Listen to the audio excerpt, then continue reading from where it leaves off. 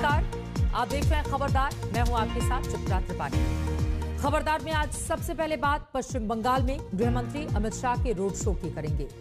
इस mega road show में जिस तरह की तस्वीर देखी गई है, जिस तरह से भीड़ दिखी, उसमें सवाल यह है कि क्या ये बंगाल में परिवर्तन का ट्रेलर है, क्योंकि खुद अमित शाह का दावा है कि उन्होंने ऐसा रोड शो पहले कभी नहीं देखा।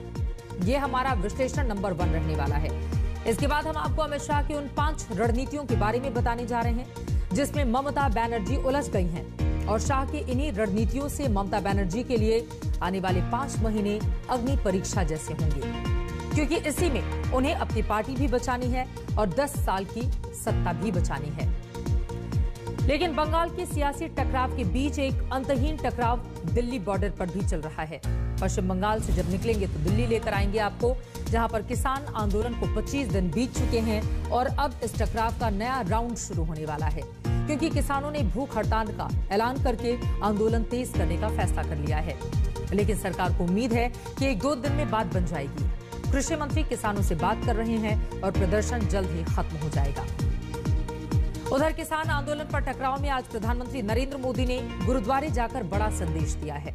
आज हम आपको इस संदेश के बारे में भी विस्तार से बताएंगे, लेकिन सबसे पहले बात पश्चिम बंगाल के गृह मंत्री अमित शाह के दौरे की। क्या 10 साल के बाद ममता बनर्जी से बंगाल का मोह भंग हो रहा है? हम आपको 2 अलग अलग तस्वीरें दिखाते हैं। एक तस्वीर मई 2011 की है, जब बंगाल में 34 साल के बाद परिवर्तन आया था। ममता बनर्जी ने कम्युनिस्टों का किला ढहा दिया था। जबकि एक तस्वीर आज की है, जब उन्हीं के गढ़ में भारतीय जनता पार्टी, आप देख पा रहे हैं किस तरह से भारी भीड़ के बीच उत्साह में है। गृह मंत्री अमित शाह के मेगा रोड शो में काफी भीड़ देखी गई। सवाल यह है कि क्या ये वाकई में बंगाल में 10 साल के बाद फिर से परिवर्तन का संकेत है? अमित शाह का रोड शो जिस बोलपुर में हुआ वो ममता बनर्जी की पार्टी टीएमसी का गढ़ माना जाता है, लेकिन बीजेपी का दावा है कि उसने ममता के इस गढ़ को ध्वस्त कर दिया है और यह आने वाले विधानसभा चुनावों में भी साफ साफ दिख जाएगा। ये रिपोर्ट देखिए। भारत माता की, भारत माता की जय श्री राम, जय श्री राम। भारतीय जनता पार्टी का अध्यक्ष रहते हुए मैंने ढेर सारे रोड शो देखे हैं, बड़े हैं और ढेर सारे रोड शो का आयोजन भी किया। आज कहना चाहता हूं कि आज के जैसा रोड शो मैंने मेरे जीवन में नहीं। बंगाल में बीजेपी के रोड शो तो कई हुए, लेकिन ऐसा रोड शो पहले नहीं देखा गया। इस तरह की भीड़ पहली बार देखी गई। भीड़ का ऐसा जोश पहली बार दिखा। बोलपुर में जिधर देखो उधर भगवा रंग दिखाई दे रहा था। भारत माता की जय और जय श्री राम के नारे लग रहे थे।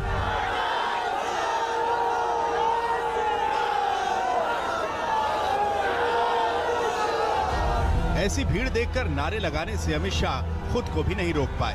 मेरे साथ बोलिए, भारत माता की, भारत माता की जय श्री राम, जय श्री राम, जय जय श्री राम। इस रोड शो की एक एक तस्वीर ममता बनर्जी को बेचैन कर रही होगी। कोई सोच नहीं सकता कि बोलपुर इस तरह से भगवा रंग में रंग जाएगा। ये वो बोलपुर है जो ममता बनर्जी का गढ़ है। ये वो बोलपुर है जहां बीजेपी आज तक कभी नहीं जीत पाई। इसीलिए ममता के गढ़ में आज बीजेपी की ये तस्वीरें बड़े संकेत दे रही हैं। और स्वाद दिखाई पड़ता है वो बंगाल की जनता का नरेंद्र मोदी जी के प्रति जो प्यार और विश्वास है उसको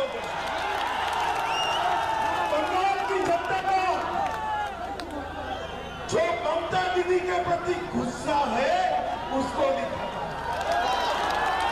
और मालूम पड़ता है कि बंगाल की जनता तय कर बैठी है, दीदी चुनाव के मैदान में आ जाओ, इस बार बारी कमल की है।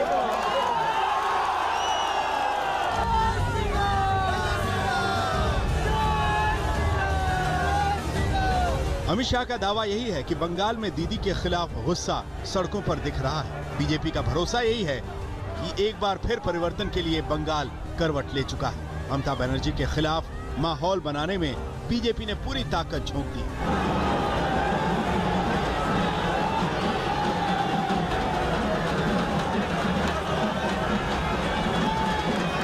परिवर्तन जो होने जा रहा है बंगाल में, ये बंगाल के विकास के लिए परिवर्तन है, बंगाल को आगे बढ़ाना।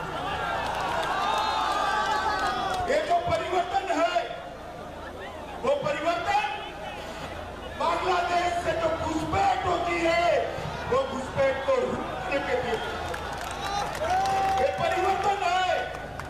वो परिवर्तन राजनीतिक हिंसा को समाप्त करने के लिए परिवर्तन है।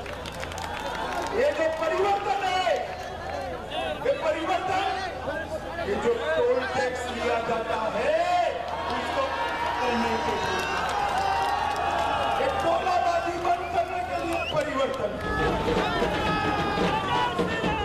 बीजेपी ममता बनर्जी पर वही फॉर्मूला अप्लाई कर रही है जो एक वक्त ममता ने लेफ्ट के खिलाफ किया था और लेफ्ट के 34 साल के राज को ध्वस्त किया था। लेकिन 10 साल के राज में अब खुद ममता परिवर्तन के नारे के निशाने पर आ गई और उनके नारे को बंगाल जीतने का सपना लिए बीजेपी ने पकड़ लिया। लाखों की भीड़, सैकड़ों का जनसमुद्र और इस जन सैलाब के जरिए एक ऐसा संदेश जो बीजेपी देना चाह रही है बंगाल में और जनता दे रही है बीजेपी को। गृह मंत्री अमित शाह की रैली में न सिर्फ लाखों की भीड़ उमड़ी, बल्कि एक ऐसा संदेश भी दिया गया कि जनता का ये समावेश आने वाले दिनों में हो सकता है परिवर्तन की लहर हो। बीरभूम की सड़कों पर इस तरह का नजारा कभी कभी देखा जाता है और इस बार कई गुना बड़ा संदेश देकर जा रहा है। कैमरा पर्सन तापस बहरी के साथ मनोज्ञा लोईवाल, बीरभूम आज तक। अब सबके मन में यह सवाल होगा कि बोलपुर में ही अमित शाह का रोड शो क्यों हुआ? बीजेपी ने क्यों बोलपुर को ही शक्ति प्रदर्शन के लिए चुना? तो इसके बारे में भी चलिए आपको बता देते हैं। यहां से 2 लोकसभा की सीटें आती हैं और दोनों सीटों पर टीएमसी का कब्जा है। बोलपुर बीरभूम जिले में आता है। बीरभूम में 11 विधानसभा की सीटें हैं। 2016 के विधानसभा चुनावों में टीएमसी ने इन 11 में से 9 सीटें जीती थीं। 1 सीट सीपीएम ने जीती जबकि 1 कांग्रेस के खाते में गई। यहां से 2 लोकसभा सीटें भी हैं और दोनों पर तृणमूल कांग्रेस का कब्जा है। लेकिन बीजेपी ने 2019 के लोकसभा चुनावों में बीरभूम की 11 विधानसभा सीटों में से 5 सीटों पर टीएमसी को पीछे छोड़ दिया था। बीजेपी की रणनीति यह है कि ऐसी जगहों पर बड़े नेताओं के दौरे किए जाएं जहां पर कभी टीएमसी बहुत मजबूत थी। लेकिन 2019 के लोकसभा चुनाव में इन जगहों पर बीजेपी ने टीएमसी को अच्छी खासी टक्कर दी थी। बीजेपी को लगता है कि अगर इन इलाकों में पूरा जोर लगा दिया जाए तो ममता बनर्जी को हराया जा सकता है। वैसे बीजेपी ने चुनाव से 5 महीने पहले ही ममता बनर्जी को अपने बड़े गेम प्लान में उलझा दिया है। बीजेपी जहां हाई पिच प्रचार से बंगाल में अपने लिए माहौल बना रही है तो ममता के मजबूत इलाकों में जाकर उन्हें ललकार रही है। इसके अलावा बीजेपी दीदी की टीम में तोड़फोड़ करके भी उन्हें कमजोर करने की कोशिश में है, क्योंकि जो ममता बनर्जी के खास नेता रहे हैं वो अब बीजेपी के पास जा रहे हैं। बीजेपी ने संस्कृति वाली सियासत से ममता बनर्जी की उन हमलों का भी तोड़ निकाल लिया है जिसमें ममता दीदी बीजेपी और उनके नेताओं को आउटसाइडर कहती रही हैं। इसके अलावा बीजेपी अपने प्रचार में अब बार बार यही बोल रही है कि बंगाल ने कांग्रेस, लेफ्ट और ममता बनर्जी को परख कर देख लिया है और इसीलिए एक बार उन्हें भी मौका मिलना चाहिए।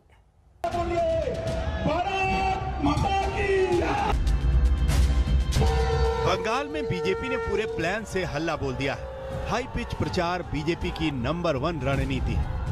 हर महीने अमित शाह और जेपी नड्डा बंगाल जा रहे हैं। ऐसे दौरों से बीजेपी अपने लिए पूरा माहौल बना रही है और ममता बनर्जी की चुनौतियां बढ़ती जा रही हैं। कैलाश जी क्या कहेंगे, ये क्या है हुजूम? ये जनसैलाब है, ये इस बात का संकेत है कि ममता जी जा रही है, भारतीय जनता पार्टी आ रही है।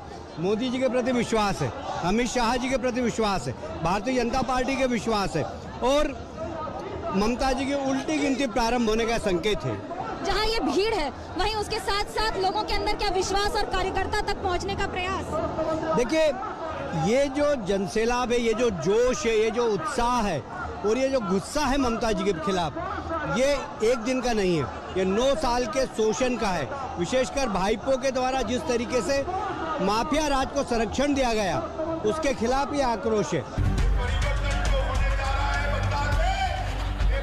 बोलपुर में अमित शाह के मेगा शो से बीजेपी के हौसले और बुलंद हैं। लेकिन ये तो ममता बनर्जी के लिए चुनौतियों का ट्रेलर भर है, क्योंकि अभी तो मैदान में प्रधानमंत्री नरेंद्र मोदी नहीं उतरे हैं। नए साल में पीएम मोदी भी दीदी की मुश्किलें बढ़ाएंगे।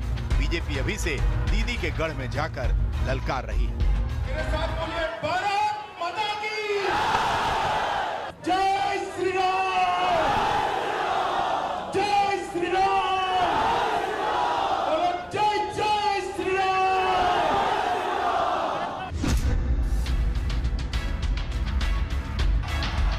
बीजेपी ने पूरी ताकत उन इलाकों में लगाई है जहां टीएमसी बहुत ज्यादा ताकतवर है। फिर चाहे बीरभूम में अमित शाह का आज का दौरा हो या फिर ममता और उनके भतीजे की सीट पर जेपी नड्डा का पिछला दौरा हो, ममता के इन्हीं गढ़ों में सेंध लगाने में बीजेपी ने पूरा जोर लगाया है। जैसे दक्षिण 24 परगना की 31 में से टीएमसी ने पिछले चुनाव में 29 सीटें जीती थी। इसी तरह पूर्वी मिदनापुर की 16 में से टीएमसी ने पिछले चुनाव में 13 सीटें जीती थी और बीरभूम की 11 विधानसभा सीटों में टीएमसी ने पिछले चुनाव में 9 सीटें अपने नाम की थी। बोलपुर का आदमी बहुत आदमी देखा, लेकिन इतना बड़ा आदमी जो अमित शाह जी का लेके आया है ये कभी देखा नहीं। ये भूल जाइए, अभी ये भारतीय जनता पार्टी का गढ़ है। तृणमूल अब भी कहती है कि भाजपा आप जैसे लोगों को बाहर से ला रही है और अपना संगठन खड़ा कर रही है। ये झूठा बात बोल रहा है। आज का जो जनता इधर जमायत हुआ, ये क्लियर इंडिकेशन जो तृणमूल का दिन शेष हो गया। बीजेपी की बड़ी रणनीति ममता बनर्जी को कमजोर करना भी है। लोकसभा चुनाव से पहले टीएमसी में भगदड़ मची थी, वैसे ही भगदड़ विधानसभा चुनाव से पहले मची है। ममता बनर्जी के खास नेता अब बीजेपी के पास जा रहे हैं। इसमें शुवेंदु अधिकारी सबसे बड़ा नाम है, जिनका पूर्वी मिदनापुर में बड़ा असर है। कम से कम 40 सीटों का गणित बदलेगा। बीजेपी ने ममता बनर्जी के सामने दोहरी चुनौती खड़ी कर दी है। उन्हें पार्टी भी बचानी है और सत्ता भी। आक्रामक बीजेपी को काउंटर करने के लिए ममता बनर्जी ने बंगाली बनाम बाहरी का मुद्दा उठाया, बंगाली अस्मिता की बात की, लेकिन संस्कृति वाली सियासत से बीजेपी ने इसका भी तोड़ निकाल लिया। शनिवार को अमित शाह ने अपने दौरे की शुरुआत स्वामी विवेकानंद को श्रद्धांजलि देने के साथ की थी। दूसरे दिन का दौरा उन्होंने बीरभूम में गुरुदेव रविंद्रनाथ टैगोर को श्रद्धांजलि से शुरू की। वो शांति निकेतन में विश्व भारती यूनिवर्सिटी गए। वहां पर वो करीब 1 घंटे रहे। वहां पर बंगाल की संस्कृति से जुड़े कार्यक्रमों को चाव से देखा।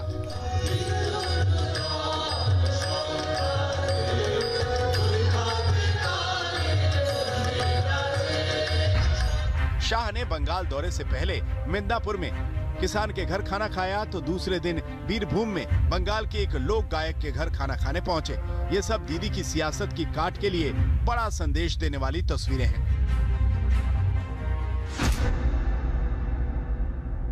एक बार आपने 3 दशक तक, जरा सुनो भैया, 3 दशक तक कांग्रेस को मौका दिया है या नहीं दिया? दिया है ना?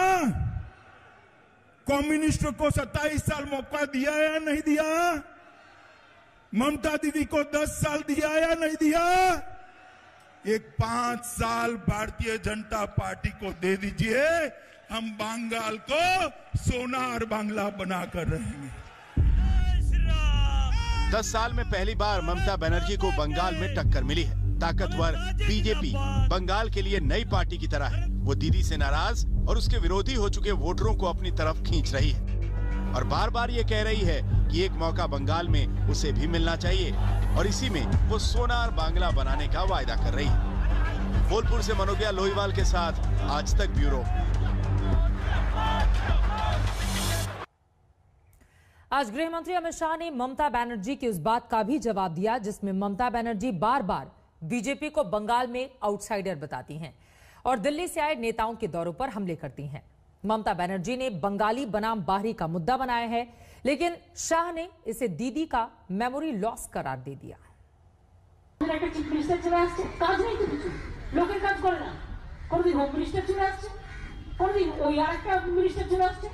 কোনদিন চারটা নামটা ফাড্ডা ভাড্ডা গাড্ডা সব চলে আসছে আর তারা একা প্রোগ্রাম করবে আর কেউ করবে না। আর যেদিন তারা প্রোগ্রাম করবে লোক যদি না আসে তাহলে নিজে সাজিয়ে রাখবে যাতে নটঙ্কি করে ন্যাশনাল নিউজে ভালো করে দেখায় দেখো আমায় মেরেছে। আরে তোমার পেছনে 50টা গাড়ি কেন যায়? राष्ट्रीय दलों की संकल्पना शायद उनकी मेमोरी लॉस हो गई। वो खुद राष्ट्रीय दल का मेंबर रही और आप इस प्रकार के देश की कल्पना ममता दीदी आप चाहती हैं जहां एक राज्य के व्यक्ति दूसरे राज्य में ना आ जाए, इस प्रकार का देश चाहते हैं? इतनी कंजर्वेटिव सोच बंगाल के अंदर नहीं स्वीकार होगी दीदी, आप कितना भी हो हल्ला करो। बंगाल खुले मन के लोगों का प्रदेश है, संकीर्ण लोगों का प्रदेश नहीं है। चलिए इसी के साथ खबरदार में एक छोटे से ब्रेक के लिए हम रुकेंगे, लेकिन जब वापस लौटेंगे तो आगे आपको लेकर चलेंगे। किसानों के विरोध प्रदर्शन का आज है 25वां दिन। अब नया ऐलान, उनकी ओर से क्या कुछ कहा गया है कि किसान आंदोलन खत्म होने के कोई आसार नहीं दिखाई दे रहे। दिल्ली बॉर्डर पर किसानों का विरोध प्रदर्शन 25वें दिन भी जारी रहा और आज किसान संगठनों ने आंदोलन को और तेज करने का ऐलान कर दिया है।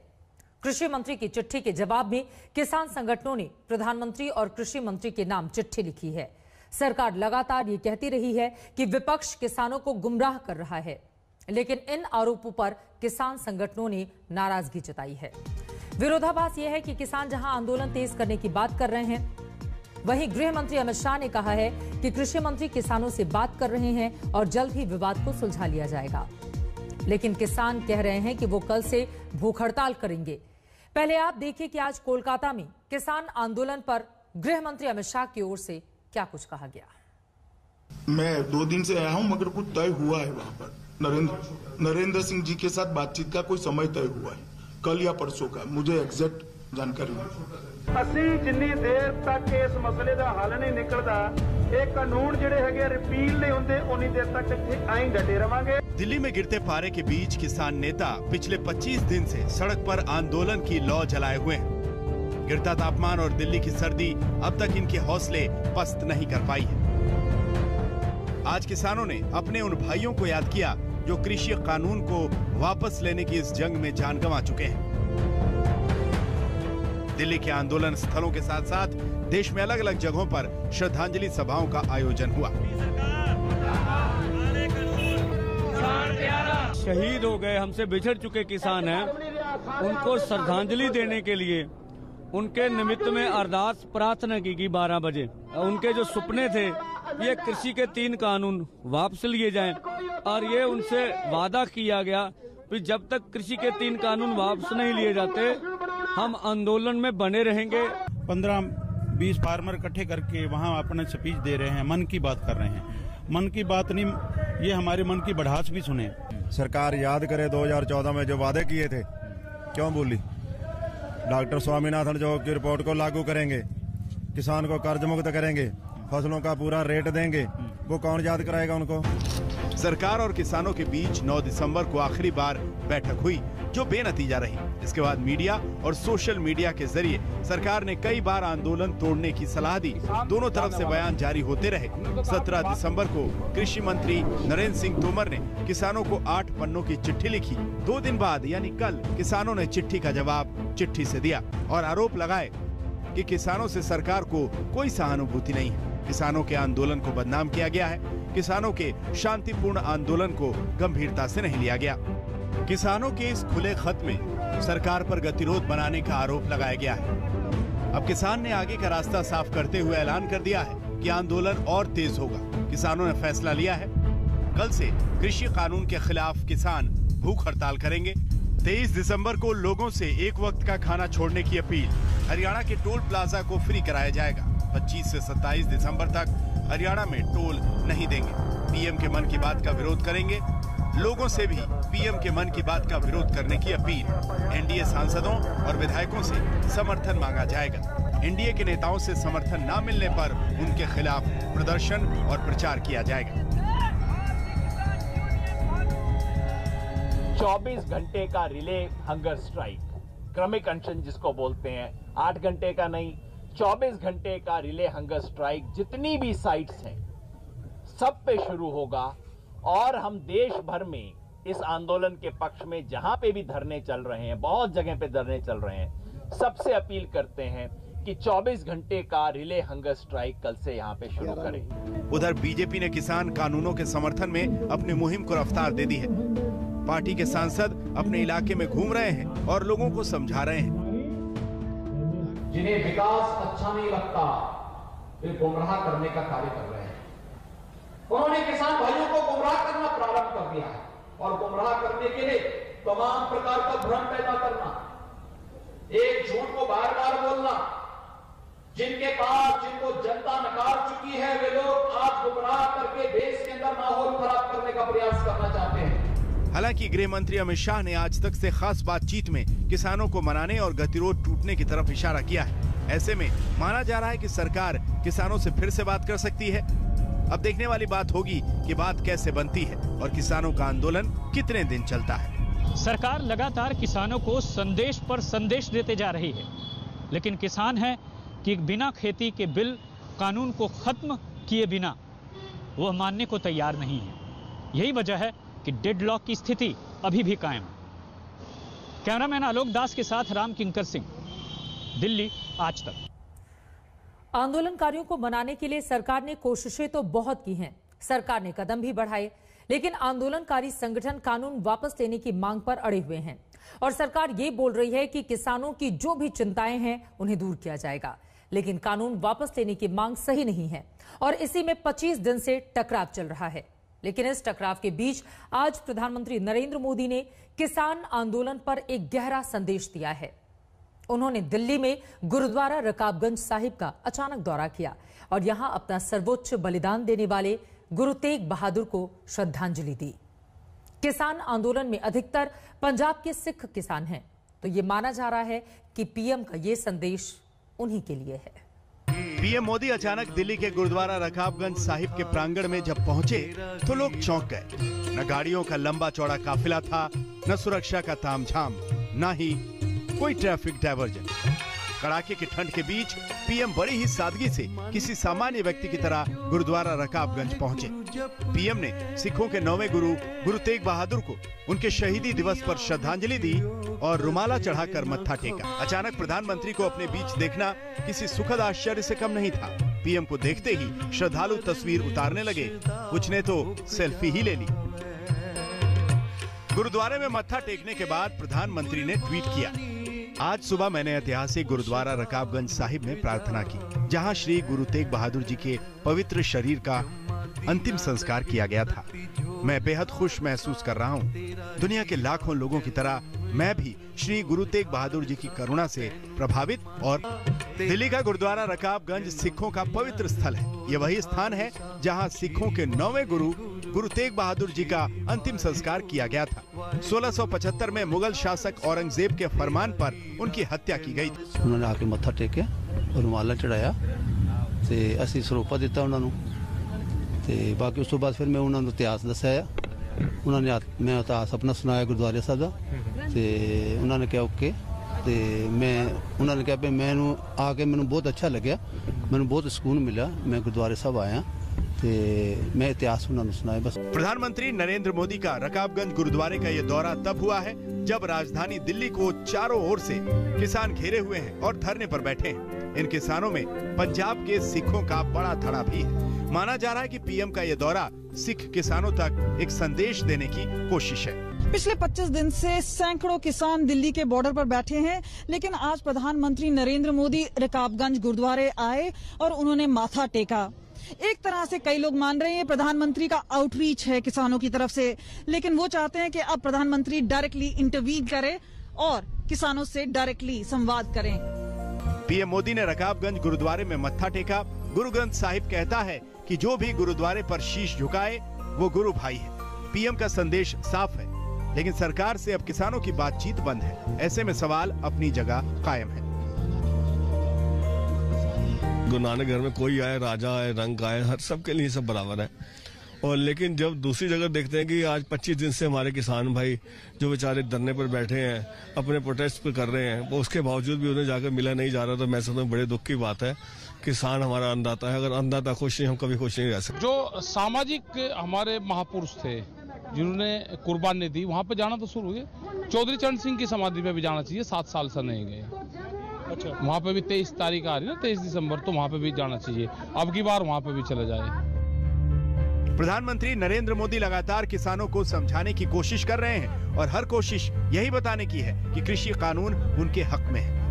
रकाबगंज गुरुद्वारा जाने से पहले गुजरात में प्रधानमंत्री ने सिख किसानों से मुलाकात की थी। सरकार अलग अलग स्तर पर किसानों को कृषि कानून के फायदे बता रही है। सरकार ने 100 पन्नों की एक बुकलेट भी जारी की है, जिसमें आसान शब्दों में किसानों को कानून के फायदे बताए गए हैं। कृषि मंत्री नरेंद्र सिंह तोमर ने किसानों को 8 पन्नों की एक चिट्ठी भी लिखी है। प्रधानमंत्री ने कई मौकों पर किसानों को सीधे संदेश देकर ये समझाने की कोशिश की है कि कृषि कानून खेती किसानी के हक में एक क्रांतिकारी कदम है। मैं सभी राजनीतिक दलों को हाथ जोड़ के कहना चाहता हूं, आप सारा क्रेडिट अपने पास रख लीजिए। आपके सारे पुराने घोषणा पत्रों को ही मैं क्रेडिट देता हूं, मुझे क्रेडिट नहीं चाहिए। मुझे किसान के जीवन में आसानी चाहिए, समृद्धि चाहिए, किसानी में आधुनिकता चाहिए। आप कृपा करके देश के किसानों को बरगलाना छोड़ दीजिए, उन्हें भ्रमित करना छोड़ दीजिए। किसान आंदोलन के पीछे सरकार विपक्ष की साजिश देख रही है। किसान नेता सरकार के दावे को खारिज कर रहे हैं, उधर विपक्ष सरकार की घेरेबंदी में जुटा है।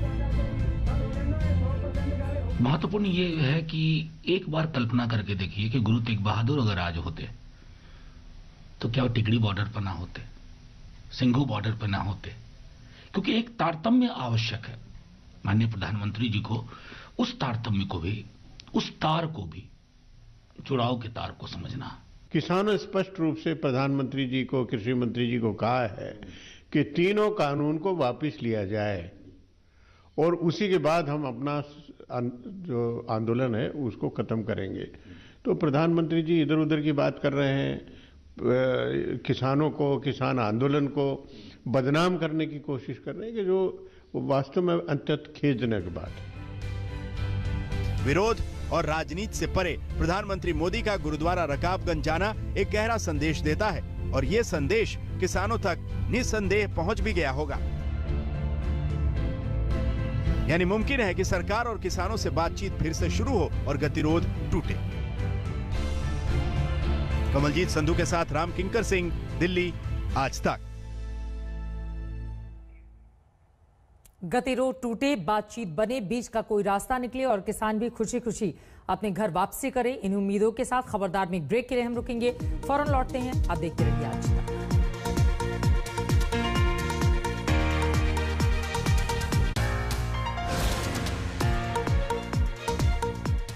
नमस्कार, मैं हूं अंजना ओम कश्यप। हमें उम्मीद है ये वीडियो आपको पसंद आया होगा। लेटेस्ट खबरों के लिए यूं ही देखते रहिए आज तक और इस वीडियो के पसंद आने पर लाइक, शेयर एंड सब्सक्राइब करना ना भूलें।